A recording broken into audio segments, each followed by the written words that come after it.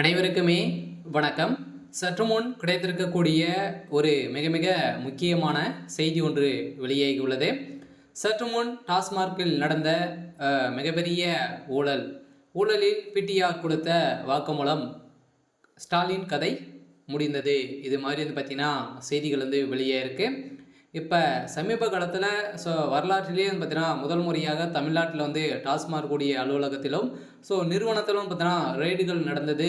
மக்களிடையே ஒரு அதிர்ச்சியையும் ஒரு பரபரப்பையும் பார்த்தீங்கன்னா ஏற்படுத்தியிருந்தது. பார்த்தீங்கன்னா அதிரடியாக திமுக ஆளுங்கட்சிக்கே ஒரு அதிர்ச்சி அளிக்கக்கூடிய சம்பவங்களாக தான் நடந்தது. இதன் அடிப்படையில் தான் ஏற்கனவே பிடிஆர் மகன் இந்திய குடிமகனாக பார்த்தீங்கன்னா அமெரிக்க குடிமகனாக இருந்திருந்த நிலையில் ஆவேசமாக பேசியிருந்த நிலையில் திடீர்னு பார்த்தீங்கன்னா பிடிஆர் கொடுத்த அப்டேட்டின் அடிப்படையில் அவர் சொன்னபடியே பார்த்தீங்கன்னா இப்போ நடந்திருக்கு. இதன் அடிப்படையில் டாஸ்மார்க்கில் மெகா ஊழல் செஞ்சுருக்காங்க அப்படின்ற மாதிரி ஏற்கனவே பார்த்தீங்கன்னா அவர் கல்வித்துறை மத்திய அமைச்சராக இருந்திருந்த நிலையில் அவர் கொடுத்த அப்டேட்டின் படி திமுகவுடைய தலைமையகம் ஒட்டுமொத்தமாக காலி செய்யக்கூடிய அளவுக்கு தான் இப்போ நடந்திருக்கு. இதெல்லாம் பார்த்தீங்கன்னா அமைச்சர் செந்தில் பாலாஜியுடைய சம்மந்தப்பட்ட இடங்களிலும் அதே மாதிரி பார்த்தீங்கன்னா ஜெகத் ரக்ஷனுடைய சம்மந்தப்பட்ட மதுவிலக்கு ஆலைகளிலும் பார்த்தீங்கன்னா அதிரடியாக சோதனை நடந்தது. அதே மாதிரி அவருடைய நண்பர்களுடைய வீட்டிலும் 10க்கும் 20க்கும் மேற்பட்ட வீடுகளில் பார்த்தீங்கன்னா அதிரடியாக ரெய்டுகள் நடத்தியிருந்தாங்க. இதில் எக்கச்சக்கமான பணங்களும் சிக்கியிருந்தது. இந்த பணத்தின் அடிப்படையில் இது வரைக்குமே அதிகாரப்பூர்வமாக எவ்வளோ பணங்கள் சிக்கியிருக்கு அப்படின்ற மாதிரி வெளியிடல.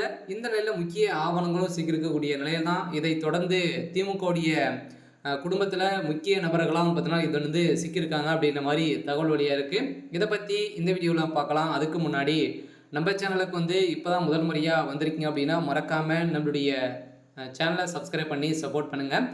வாங்க வீடியோக்குள்ளே போகலாம்.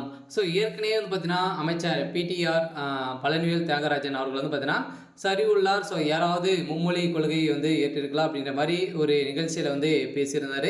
இந்த நிகழ்ச்சியின் அடிப்படையில் திமுக தலைமையகத்துக்கு மீது பார்த்தீங்கன்னா எதிர்ப்புகள் கொண்ட மாதிரி பேசியிருந்தார்.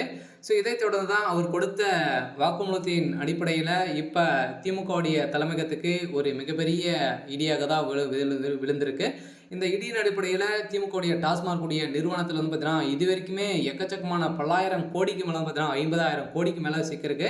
திமுகவுடைய தலைமையகத்துக்கு மட்டுமே பார்த்தீங்கன்னா 1000 கோடிக்கு மேலே, குறைந்தபட்சமே 1000 கோடிக்கு மேலே டிரான்சாக்ஷன் கருப்பு பணமாக மாறி இருக்கு அப்படின்ற மாதிரி அண்ணாமலை அவர்களும் பார்த்தீங்கன்னா குற்றச்சாட்டி வந்திருக்கக்கூடிய நிலையில் இதற்கு மௌனம் காத்து வந்திருக்கக்கூடிய திமுகவுடைய அரசும் முதல்வர் ஸ்டாலின் அவர்களும் பார்த்தீங்கன்னா எந்த ஒரு பதிலுமே சொல்ல இருக்கக்கூடிய நிலையில் இப்போ உருவாயிருக்கு.